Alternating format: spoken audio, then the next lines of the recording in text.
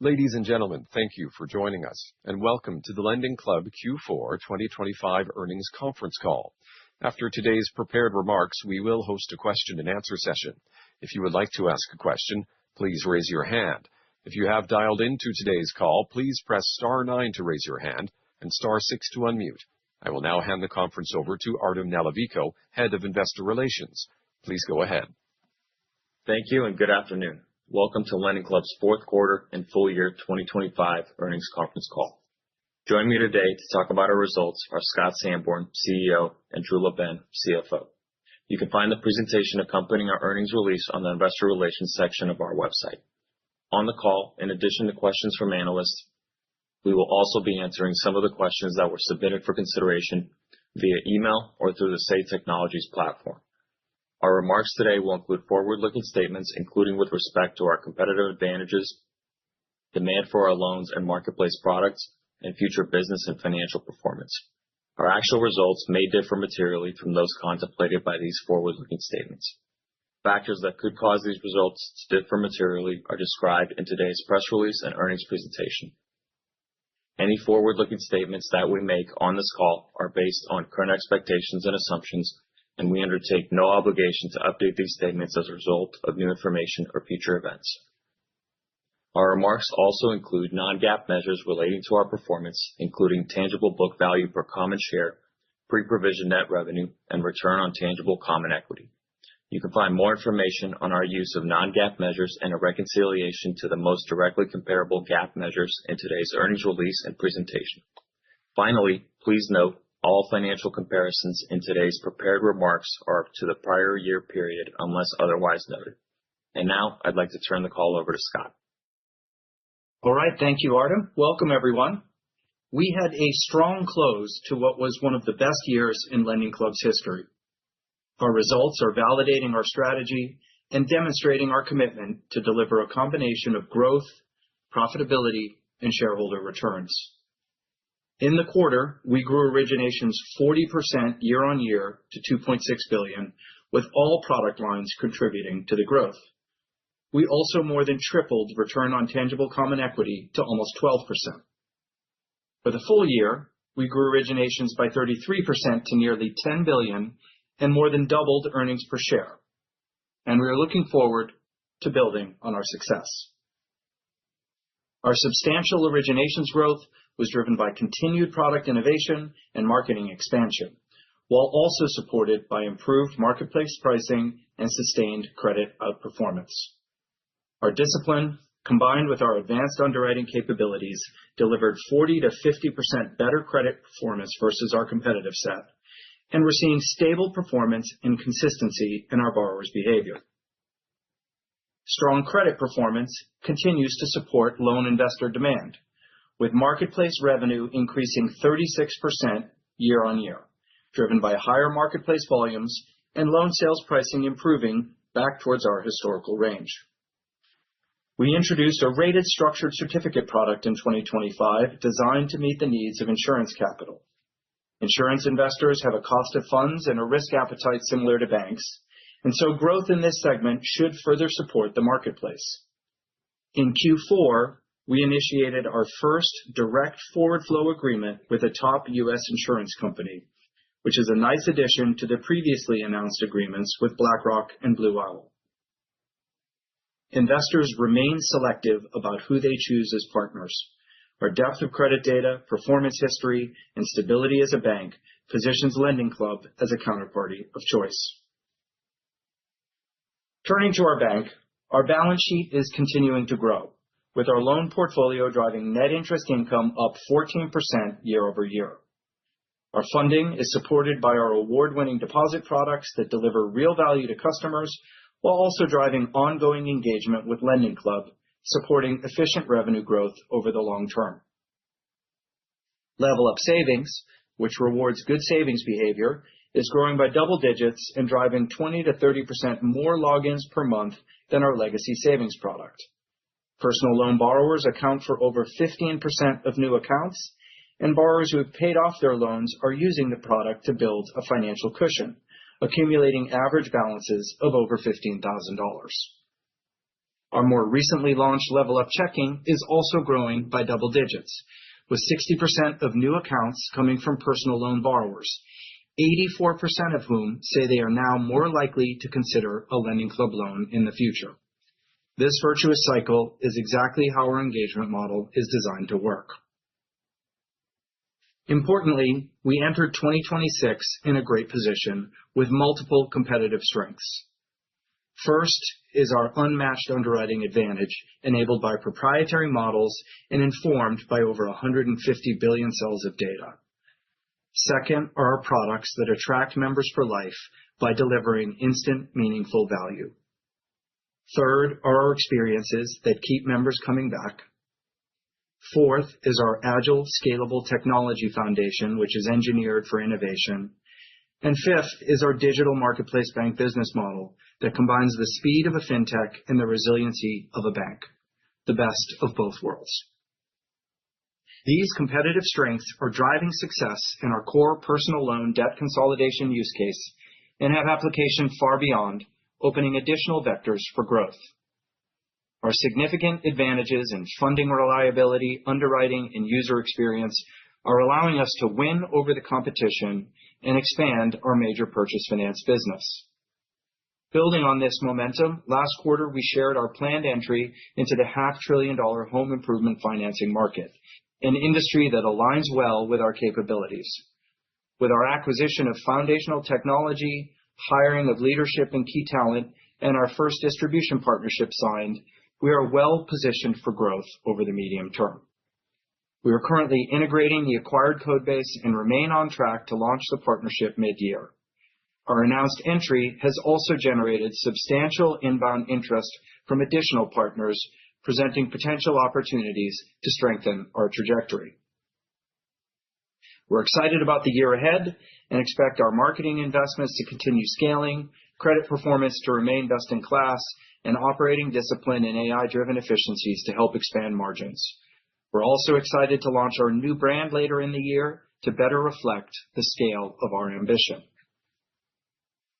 Before I turn it over to Drew, I want to take a moment to thank Hans Morris, who will be stepping down from our board in March after 13 years of extraordinary contributions.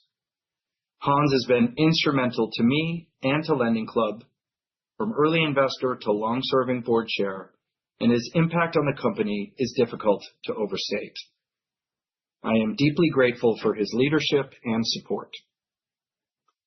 We are very fortunate that Tim Myopoulos, who's been a high-impact member of the LendingClub board for nearly a decade and who brings extensive experience in banking and fintech, will be assuming the role of chairman. With that, Drew, I'll turn it over to you. Thanks, Scott, and good afternoon, everyone. Scott already covered the high-level results that made 2025 a fantastic year, so let's get into the details of our fourth quarter. Turning to page 10 of our earnings presentation, loan originations grew by 40% to $2.6 billion. Borrower demand remains strong as the value we are providing continues to be compelling. Loan investor demand also remains strong as marketplace loan sales prices continue to increase in the quarter. Our credit performance sets us apart from our competitive set and is one of the reasons we have been able to sell these loans without any need to provide credit enhancements. Leveraging one of the benefits of being a bank, we grew our held-for-sale extended seasoning portfolio to $1.8 billion, consistent with our strategy to expand our balance sheet while maintaining an inventory of seasoned loans for our marketplace buyers. We also retain nearly $500 million of loans in our held-for-investment portfolio. Now let's turn to the two components of revenue on page 11. Non-interest income grew 38% to $103 million, benefiting from higher marketplace sales volumes, improved loan sales prices, and continued strong credit performance. Net interest income increased 14% to $163 million, another all-time high, supported by a larger portfolio of interest-earning assets and continued funding cost optimization. Turning now to page 12, our net interest margin came in at 6%, up 56 basis points over the prior year. I'll note we retained higher cash balances to enable accelerated growth in 2026, which resulted in a sequential decline in net interest margin. If cash balances had been flat, net interest margin would have been 17 basis points higher and nearly flat to the prior quarter. We expect the deployment of this liquidity to be supportive of net interest margin as we grow the loan portfolio, in line with what we shared at Investor Day. On balance sheet funding, we ended the quarter at $9.8 billion in deposits, which was an increase of 8% compared to the prior year, and we continue to see healthy deposit trends across our product offerings. Turning to expenses on page 13, non-interest expense was $169 million, up 19% year-over-year. The majority of the sequential and year-over-year rise was due to planned higher marketing spend as we continue to invest in paid channels to unlock future growth. Now let's move on to credit, where performance remains excellent. We continue to outperform the industry with delinquency and charge-off metrics well below our competitive set.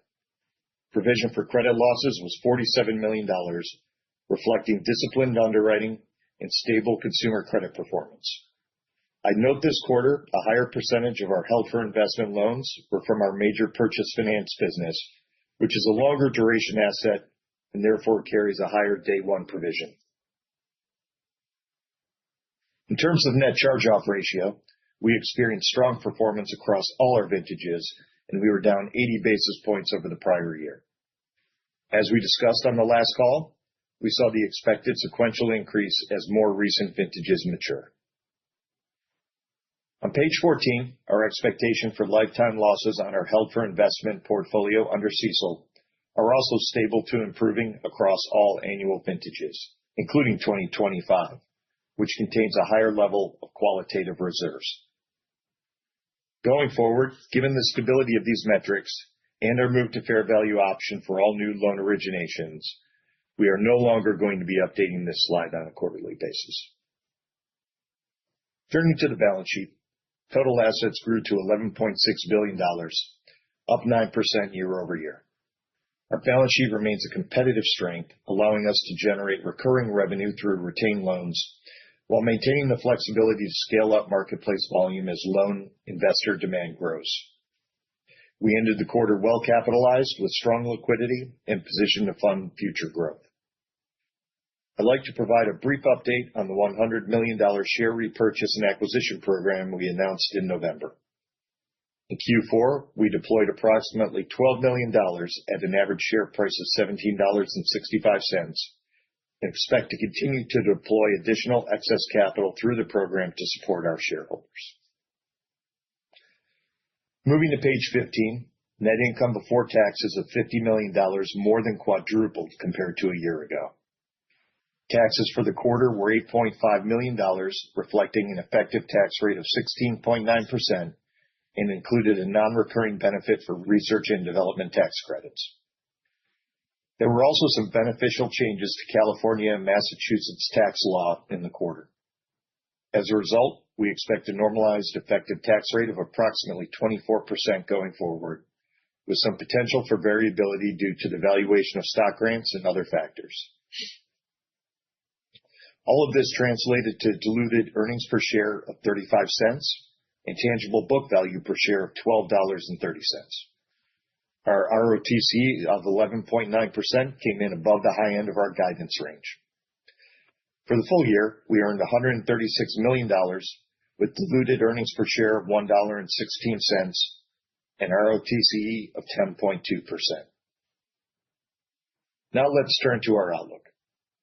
Looking ahead, we remain encouraged by the underlying fundamentals of our business, and our guidance assumes a healthy economy with stable macroeconomic conditions throughout the year. Before I get into the guide, I'd like to spend a few minutes on our move to fair value option.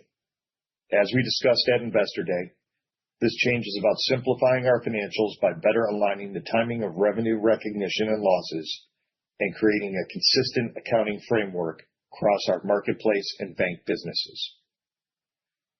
As you can see on page 18, over time we expect this to result in a higher rate of return on invested capital by removing the front-loaded CECL impact we currently experience as we grow held-for-investment loans.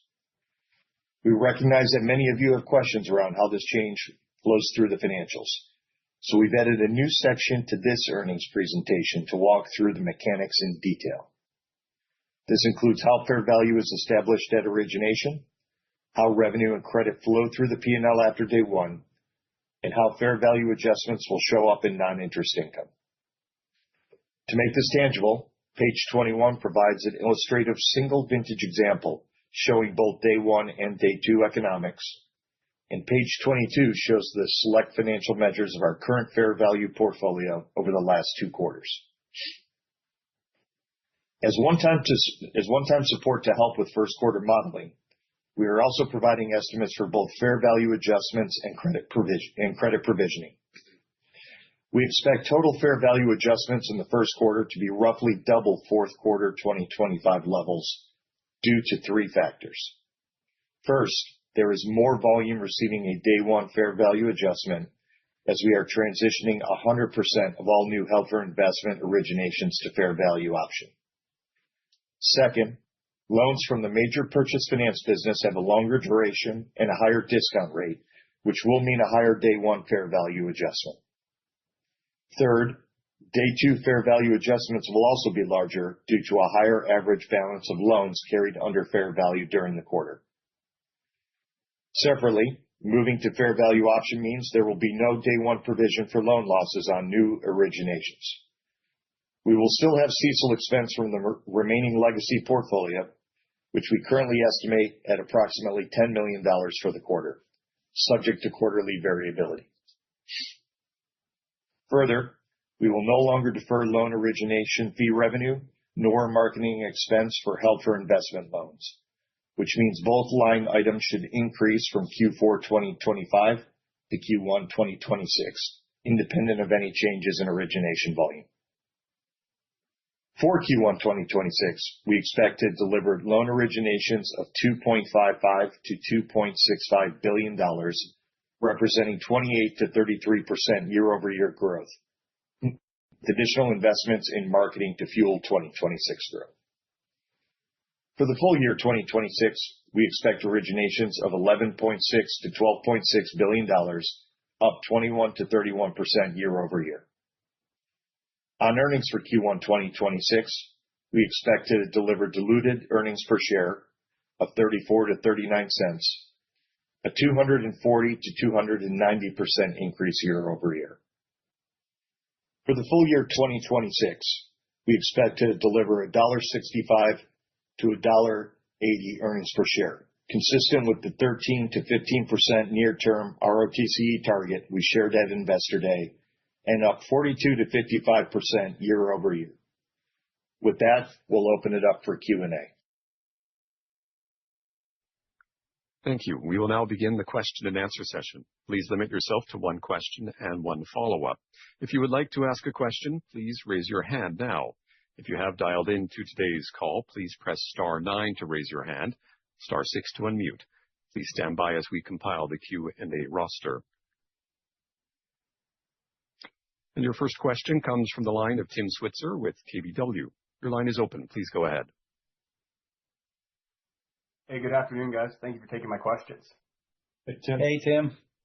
So the first one I have is on the expense trajectory here. There's a little bit of an increase across several line items this quarter. The comp line was flattish, but then marketing was up quite a bit. Equipment went higher. Other expenses seemed a little bit elevated. Is this kind of just some weird one-offs, or is this indicative of a little bit higher investment costs you guys are putting into the company right now as you look to ramp up? Yeah, so I'd say, first of all, I think marketing spend was the obvious one that increased quarter over quarter. That was I think the vast majority of the increase. And as we signaled, last quarter and Investor Day, we're continuing to invest in ramping our marketing channels, improving our capabilities, improving our modeling. And really, a lot of this investment is to help 2026 performance. And so you can probably expect us to continue more of that as we go forward into Q1 as well. The other expenses, I'd say, were largely noise in the quarter for the most part. Even having an investor day costs a little bit of money, so you got to factor that in. But in all seriousness, I think as we go into Q1, other investments we'll expect to make would be, ramping up our investment in people for the growth in the home improvement business. And then as we're looking to do the rebrand in the first half of 2026, there will be some expenses related to that as well. And all of that is included in the guide. Okay. Investment, just to be clear, investment in the first half of 26, rollout back half of 26. Yeah. Okay, so you're saying the investment cost should start to moderate into the second half of the year? I'd say when we're through the transition, that's right. So we're not being specific on the timing of that yet, but we're obviously starting the work now. Okay. And your comment on marketing, is the marketing required for targeted originations? Is that higher than what you were maybe previously expecting? Or what's the efficiency looking like so far? No, if you just go back and what we talked about in Investor Day. So one, all of our products categories were growing last year, and we're expecting future growth this year. Not all of them are marketing driven in terms of their origination. So the SBA program and our purchase finance, those are driven by different dynamics, as same with home improvement. But specific to PL, there's really three areas that we're pushing on for growth. One is product innovation. We talked about how Top Up has successfully driven increases in take rate and higher originations. We have more ideas in the pipeline around the product innovation. There's funnel efficiency. As magic as our experience feels, there is still evolution possible to make it faster and more frictionless, and that'll be a growth driver. And then the third is marketing. And there, we shared, there are certain things that are quite robust, and I'd say, close to very mature, like our partnership program. And I think we're getting there on direct mail, and we're well on our way with paid search. But there are other areas that we're still quite early innings at having the right data models, the right attribution, and that paid social, display, connected TV. And I would say those are future growth vectors for us. They're one of many drivers of origination growth. And I think we gave at Investor Day that over the medium term, we think there's a couple $2 billion worth of originations to come from those added channels. What you're seeing us do now is normally for Tim, you've been following the business for a while. We normally don't push on new initiatives like this in Q4 and Q1. We usually wait till Q2 and Q3 because they are seasonally just a lot more forgiving and favorable. But given the momentum in the business, we're pulling those in to Q4 and Q1, which means they are going to be test programs and I would call this R&D spend. They're always less efficient because it's a learning agenda as opposed to a volume agenda. We're not driving much volume through it, but we are spending dollars. They'll be even less efficient when we pull them into less seasonably favorable quarters because response rates and all that are lower. But we think the trade-off is worth it because it sets us up for sustained growth later in the year and in the years beyond. Okay, got it. That was all really helpful. One last question, and then I'll jump back in the queue. At the Investor Day, your slide deck kind of indicated you're looking for a lower efficiency rate over time relative to 25, I think closer at the 55 to 60% range. But given all the 2026 kind of a transition year, the accounting is changing a little bit. Is the efficiency ratio moving up in 26, and then it starts to move back down as we get past the impact of the accounting and you guys start to get better scale?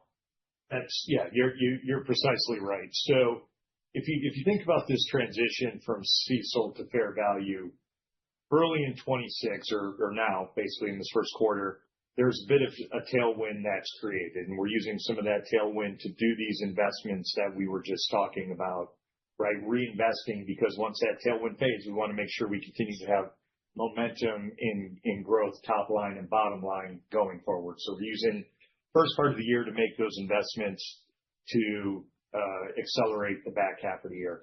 Once you get through 2026, that comparison point that impacts efficiency ratio, in PP&R basically is gone, and then your year-over-year comps will normalize at that point. But what's really important to note is you have these dynamics going on, but what we're getting is more pull-through by making this move, right? So even though you're having some of these impacts on revenue and expenses, what you're pulling through to the bottom line because of the offset and provision is higher. Got it. All right. That makes total sense. I'll jump back in line. Thank you. And your next question comes from the line of Vincent Caintic with BTIG. Your line is open. Please go ahead. Hey, good afternoon. Thanks for taking my questions, and thanks for all the detail on the accounting change. So I do want to focus on that, and there's that very helpful slide with slide 21. So are these key drivers sort of the discount rate, 7%? Is that sort of what we should be thinking about going forward? I think in the prepared remarks, you kind of talked a bit about the major purchase finance and other things having higher discount rates and higher durations. So as you're launching new products, I'm wondering how these assumptions will evolve, and if you could give us like how we should think about the duration of these other products and the discount rates of these other products and coupons as well. That would be very helpful. Thank you. Yeah, great. I mean, there's only a certain level of detail we're going to give just for competitive reasons, but it's a great question. And first thing I'd say is just it's right on there, but this is illustrative of one vintage coming in. So the 7.3% discount rate in this illustration, we're actually at 7.1% discount rate for the quarter. So we're a little lower than this illustration. But how that discount rate will move if everything else remains equal, it will depend on the mix of loans that we're putting into fair value. And so some of the businesses like major purchase finance that have longer duration and they're less developed, secondary market or marketplace are going to have a higher discount rate. Not necessarily all of that is true for home improvement, where there's a very developed secondary market and marketplace, but it also is longer duration. So net, you'll have some offsetting effects on an asset class like that. But over time, it's going to depend on what the mix within our held for sale portfolio looks like. But you can expect that we're probably adding more diversification of those other product types coming into the portfolio. That's helpful. Thank you. And then I guess relatedly, now that the accounting is sort of making the held for investment loans look similar to the marketplace loans, at least from your income statement and balance sheet now, your thoughts on the mix between what you will sell, what you will maybe season and then sell versus what you would retain on the balance sheet? Yeah. Interesting. And I'm glad you asked because there's another point I want to make as well. So we will continue to have an inventory of held for sale loans. As we've said before, we found that program to be very helpful to onboard new investors and to make opportunistic sales and maybe better prices than we would otherwise get.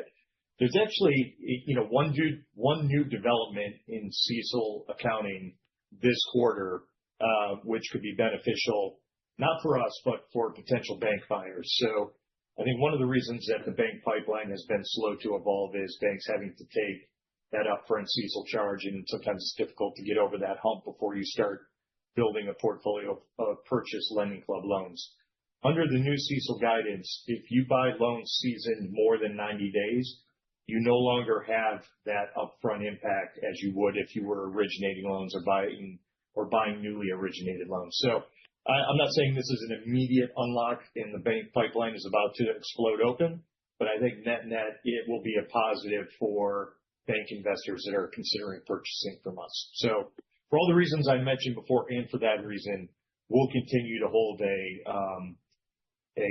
held for sale portfolio available for sale. Yeah. Do you want to talk a little bit about the other part of the question, which was, now that they look the same in period aspirations for balance sheet growth? We gave some targets at Investor Day. Yeah, I mean, I think in terms of balance sheet growth and aspirations, nothing has changed from Investor Day regarding that. As far as our mix going forward in terms of structured certificate securities, and I'll just call it whole loans, which would be loans held for investment and loans held for sale, we'd say that distribution that we're at today probably roughly holds as we go forward in terms of our forecast. Okay, great. Thanks very much. And your next question comes from John Hecht of Jefferies. Your line is open. Please go ahead. Can you guys hear me? Yes. Hey, Jeff. Hey, John. Hey guys, how are you? Good. One question I have is just on the fair value adjustment. You give the discount rate. Is there some way we can take that and decipher what the kind of annualized loss rate might be, I guess, in your primary product? I don't know that you can exactly get to that. What we are going to do starting next year, is we'll update our disclosures to include the charge-off, much like we do today, just for the CECL portfolio. We'll start to do that for the run-off CECL portfolio and the held-for-sale portfolio combined. But currently, under our platform mix, we're still in that 4.5% to 5% loss rate estimate on an ANCL basis. And then, as we add new products, we think they have similar profiles, but obviously, we might move around our mix that could have some minor adjustments to those numbers. Okay, but the general tenor of the credit is consistent with what you've been underwriting, for the last several quarters. Yes. Yeah. No major pivots. Yeah, if you just think about, John, what we're doing is we're taking the capabilities, but I think we've demonstrated that we're quite good at, appropriately assessing the risk, pricing the risk, and, delivering value through the cycle from, all the way through servicing. We're just applying it to different categories, but it is the same core skill set. So different channels have slightly different SKUs, but the overall return profile, coupons and all that are pretty similar. Like purchase finance, as an example, has a higher average FICO score, but the actual ROEs on that we expect to be similar and in line. And home improvement obviously has homeowners, skews heavily homeowners and slightly higher coupon. Okay. And then just so I'm clear, the revenue yield on the loans is going to be more akin to the discount rate. So the net interest margin will be reflective of that lower yield, but the offset from the upfront fair value mark is bigger than that. Is that an accurate description? The coupon in the NIM in the net interest margin table will be higher than the discount rate.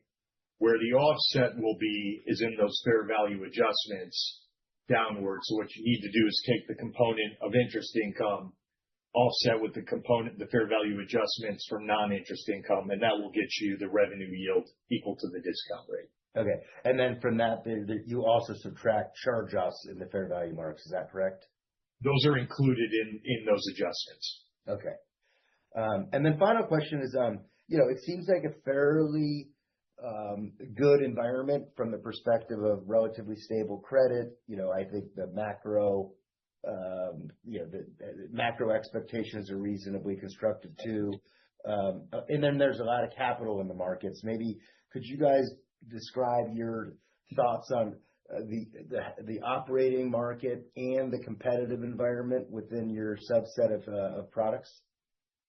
Well, I'll start with the marketplace, and Scott can cover credit dynamics and competition. The marketplace is very healthy. As you said, there is a lot of capital out there to be deployed. Very active environment. The insurance capital that we're now starting to sell loans to and having more conversations, we think has been a great addition to our marketplace customers that we are working with now. And as I mentioned, this change in CECL accounting hopefully can give a little more tailwind to opening up some more banks as well. Yeah, and on the competitive front, John, I'd say, I think we say this almost every call. This is a competitive market. It has always been a competitive market. Who we are competing with at any point in the cycle changes. This past quarter we had, fairly aggressive, ambitious, reasonably new entrant kind of pull out of the market, similar to, Marcus's arrival with much fanfare and then retraction. So we had that, but that's offset by some of the direct fintech competition who are, on balance being more aggressive given, the availability of marketplace capital. So I'd say no real change in our view of how that's affecting what we do. We feel very good about our ability to compete. We've shared multiple times statistics, not only on the credit side, but also on our pull-through rate in our marketing and how we're able to convert the customers we want. So, but we're just going to be very selective. And we agree, as you can see in our materials, our credit looks very stable. And that's because we're maintaining our discipline. It's not clear that we're seeing that across the full industry. So we'll be watching that. Great. Thank you guys very much. And your next question comes from Kyle Joseph of Stephens. Your line is open. Please go ahead.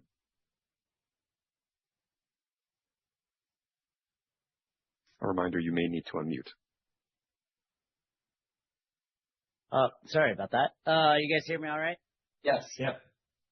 Sorry about that. Anyway, yeah, kind of piggybacking on John's question on macro, just looking at your DQ curves on slide 9.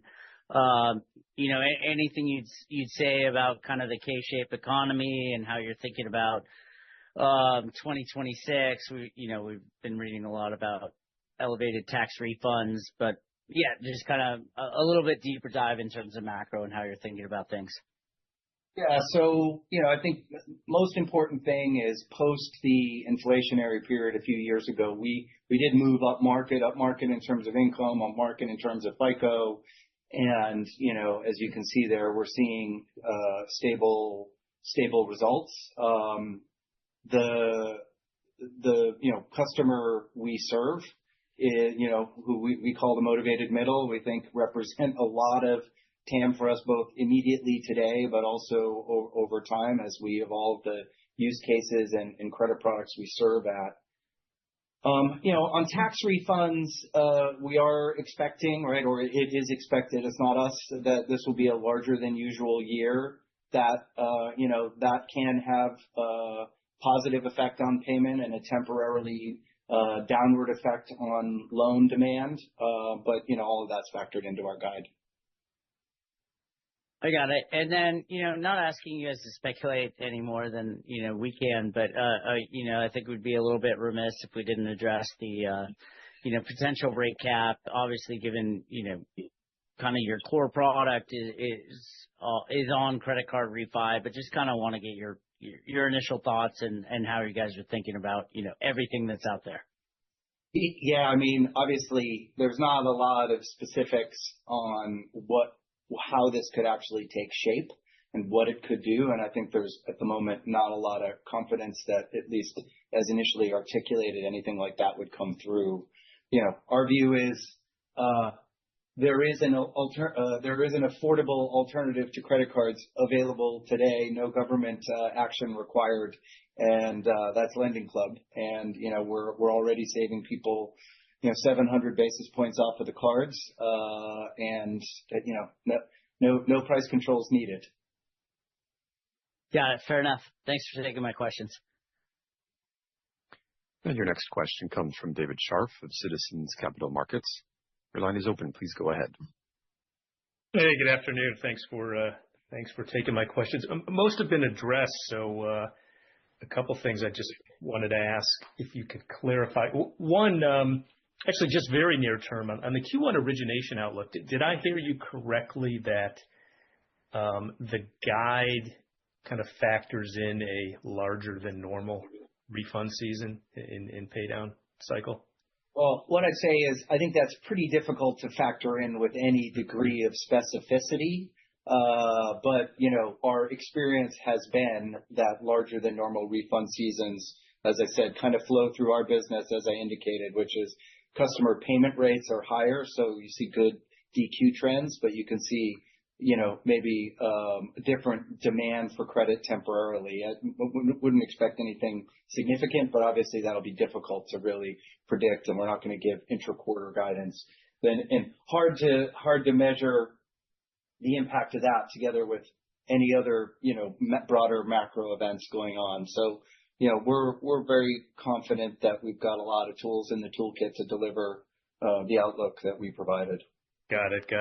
Fair enough. And then just digging back to the fair value assumptions, it sounds like on the next quarter Q1 call, we'll get kind of the obviously current period losses and charge-off rate embedded in that change in fair value line. I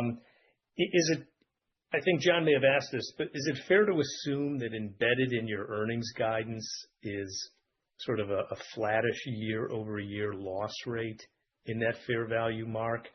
Or is there anything about the asset mix? There have been so many references to, larger purchase, longer duration loans. Are there any nuances that might kind of raise the loss rate purely due to the asset mix? No, I don't think so. I mean, I think we're obviously assuming a stable environment as we go through the year. We will have an increase in duration because as our major purchase finance business is, growing and doing well, and home improvement will come on, so duration will go up. But in terms of the ANCLs, I'm not expecting a major shift in that. Now, I think if you look at the net charge-off rate, there's seasonality, there's vintages seasoning in there. There's a lot of portfolio mix. But in terms of the annual loss rates, we're not assuming a major change in those numbers.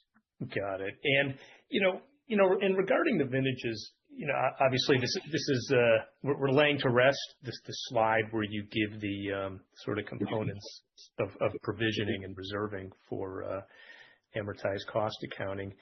Is there a way to translate, that sort of most recent vintage macro layer, that 1.5% kind of conservative upfront provisioning? Does that translate into certain number of basis points of discount on a day one fair value mark going forward? Well, under fair value, we're not explicitly layering in qualitative reserves as we do under CECL. So it's a difference in methodology. Now, if we see more stress coming through the portfolio, we may take that through the fair value marks in some manner, but we're not going to speculate on what's going to happen 2 years from now to the economy in terms of how we reserve, which I think has been personally one of the most frustrating parts of CECL accounting. Yeah, no, fair enough. I think you're about the seventh company we cover that's adopted the fair value option. Yeah. That's all I have. Thank you. Thanks. All right, thanks. And your next question comes from Giuliano Bologna of Compass Point. Your line is open. Please go ahead.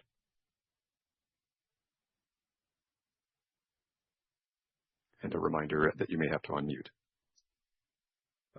Thank you. Congrats on another good quarter, and I appreciate all the new detail on the fair value disclosures. One thing that I don't know if it's necessarily come up yet, but under fair value there shouldn't be any more deferrals when it comes to marketing expenses. Is there a rough way to think about where your marketing expenses would be as a percentage of volume in the fourth quarter and third quarter, for example, just to get a rough sense of what your marketing costs would have translated to on a pro forma basis? Yeah, I mean, I think it would have been higher. Obviously, we haven't disclosed the number. I mean, I think obviously the offset to that is also higher origination fees, or origination fees are no longer deferred, and net we're a net beneficiary of those two dynamics happening together, right? So I think if you're thinking about the marketing spend deferral, then you probably got to think about the origination fee deferral as well. Got it. Yeah, and I mean, obviously the net impact is positive. So that's or significantly positive. When I think about the outlook for volumes for or at least in the guide for the year, it implies, especially after 1Q, that you kind of reaccelerate from a volume perspective, that they'll probably be flat to up slightly in the first quarter, but then you'd see a pretty good reacceleration in volumes, to hit, kind of the midpoint of the origination volume guidance. Is that a good way to think of it, that you should have a good step up in 2Q, 3Q? That's correct. Yep. That's exactly right. And, there's part of that is our normal seasonality, but obviously we're We believe we're going to have more benefits beyond that from the newer business lines that we're launching and the investments in scaling marketing paying off. That is very helpful. Yeah, I appreciate all the the enhanced disclosure, and I will jump back in the queue. Thank you. And next in the queue is Tim Switzer at KBW. Your line is open. Please go ahead. Hey guys, thanks for taking my questions again. One of the follow-ups I have is just on AI. How I know you guys are using that quite a bit in the back office, but what areas that are a little bit more forward-facing is helping you with either growth, or maybe getting a little bit better pricing or demand? I know you guys had like the Cushion acquisition a few years ago, and I think you've mentioned it's helped speed up the doc verification process as applications come through. But just wondering if you guys could update us on that. Yeah. So, I'd say at this point, there's probably not a department in the company that is untouched in some way. I think we have over 60 initiatives underway across the company, and you're right, they range from operations efficiency, guiding agents on next best action, to taking in, sort of diverting customer contacts whatsoever, to compliance, marketing material generation, audit, testing and generation. Obviously, heavy use in the engineering group for code development and streamlining our QA efforts. On the growth side, you've hit the couple areas that we're really focused on. There's obviously longer pole in the tent, marketing and credit, continued evolution of our efforts there, which we won't talk about too much because we view that as part of our secret sauce.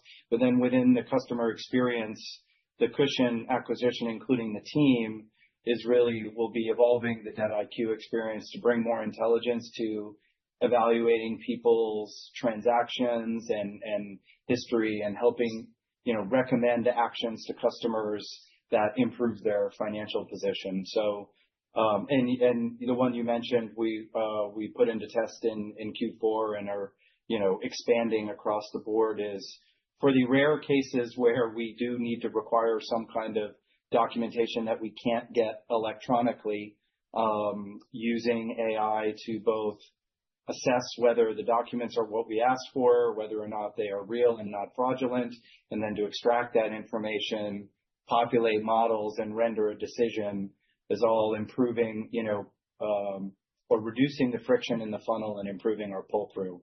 So there's just a ton of things happening across the company. Okay, got it. And the last question I have, it's a difficult one, but you guys, the guide for this year is the 13 to 15% near-term ROTCE guide you gave. Can you kind of help us map out how we get to the 18 to 20% medium-term target over time? Like with this fair value accounting, is it a gradual, steady build quarter over quarter as you guys continue to scale up?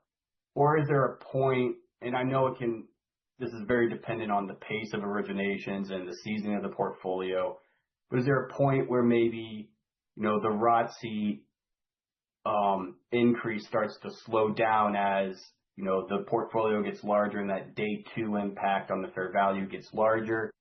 Or am I thinking about that a little bit wrong? I think it will be, our goal would be a steady, increase up towards those medium-term targets. The dynamics of moving from CECL to fair value, I will say, by the time we're entering 2027, they should largely be behind us. And from there, we're continuing growth through all the steps we laid out at Investor Day, mainly growing originations, growing margin, expecting a little help from the Fed, obviously, but that's not the biggest component of it. Growing originations, growing the balance sheet, Yeah. both are going to be accretive to the bottom line. Yeah. I guess another way to think about it is the impact to profitability is relatively steady as long as you continue to grow the balance sheet at 25%. So like if you're growing it with, say, $4 billion of loans, or if you're growing it at $7 billion of loans, that doesn't impact, the profitability as long as you're still growing a similar level. Is that the right way to think about it? Yeah, I mean, the only growth headwind that we used to have was CECL, right? And so with that gone, the growth, we should have positive operating leverage from growth, or maybe I should say positive pull-through now from growth as we grow over these next 3 years. But the keys are really, grow the business lines. We have the expansion in home improvement, growing originations, growing the balance sheet, and then pulling it through to net income. Okay, got it. Thanks for taking all my questions. Great. Thanks. There are no further questions online. I will now turn the call back to Artem Nalivayko for retail investor questions. All right. Thank you, Kevin. So Scott and Drew, we have a couple questions here that were submitted by our retail investors via Say Technologies and email. So the first question is on the rebrand. The question is, once a name change has been made, what are the marketing plans that you have in place? Yeah. So just a reminder, what's the intent of the rebrand? The initial LendingClub brand really was tied to our pioneering model of peer-to-peer lending, which is obviously no longer part of the model. We're now a bank. We don't just do lending. We've launched multiple consumer-facing savings products and checking, of which the name LendingClub on your debit card is quite strange. So the rebrand is really meant to capture the broader ambition of the company, what we do for our customers beyond just lending. So plan is to do that later this year. Our first focus, there could be a question of like, what are we doing between now and then? We're mapping out the literally thousands of touch points we have with our customers across email, mobile app, third-party sites, and call center and all the rest, and making sure that we've got everything captured, make sure our equity translates from the old brand to the new brand. And then, we will be putting some weight behind the new brand. I wouldn't expect, we're not going to go from being a highly data-driven, efficient curve-oriented direct response marketer to getting stadium rights in 2026. So you're not going to see a big step change in how we think about marketing.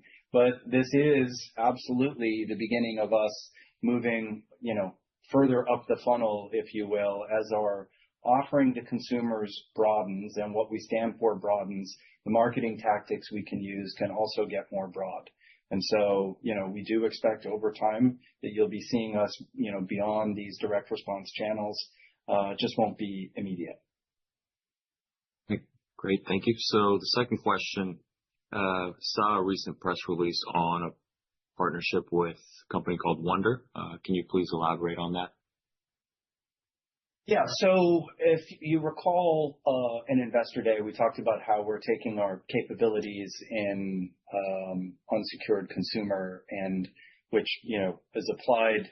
Our largest use case is debt consolidation, credit card refi, but those same capabilities apply to any way you can use a personal loan, which is to finance any large purchase.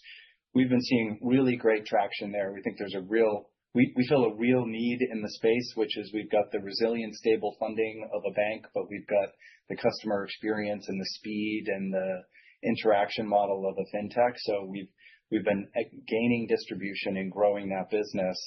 Our kind of core verticals that we're in today: elective medical, dental, teeth implants, fertility, tutoring, a few others, and we're expanding into others: ophthalmology, wellness, and we're testing some purchase verticals. So that's what that is. These and other things, which some of which get announced and some of which we're just doing as part of our testing, are all meant to assess consumer demand in incremental verticals that'll diversify our use case, diversify our acquisition channels, and provide future vectors for growth. So excited about it, seeing very solid traction in the business overall, and are excited to keep growing it. Perfect. And last question, just in terms of increasing shareholder value in the long term, how does leadership intend to drive shareholder value? All right. Well, always a great question, and thank you, retail investor, for that. I'd say the number, rather than me explaining it all again on this call, I'd say the number one thing investors should do is go watch our Investor Day that we did in November, because I think there's a lot of time dedicated to going through the strategy and how we expect it to evolve over the next several years.